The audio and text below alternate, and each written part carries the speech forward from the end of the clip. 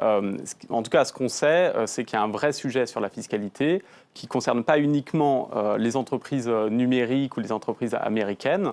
Pour reprendre quelques chiffres, on a au niveau, suivant les évaluations, au niveau français, entre 40 à 80 milliards d'évasion, d'optimisation fiscale agressive, pour reprendre les termes de l'OCDE. Évasion ou optimisation? Est-ce que c'est légal ou ce n'est pas légal? C'est bien ça la C'est toute question. la question.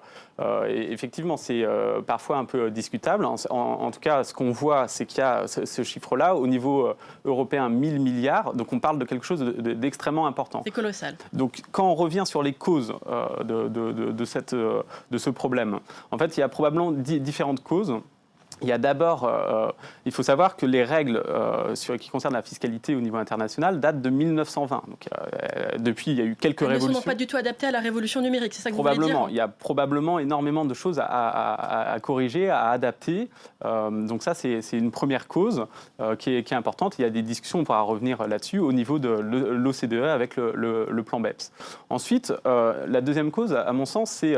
on est en train de changer d'économie. On passe d'une économie de stock à une économie de flux, avec une importance de plus en plus importante des données. Et donc, là aussi, il y a probablement des règles fiscales à améliorer. Notre législation n'est pour l'instant pas du tout adaptée à ces géants du net, à l'émergence de cette nouvelle économie numérique? Pas totalement.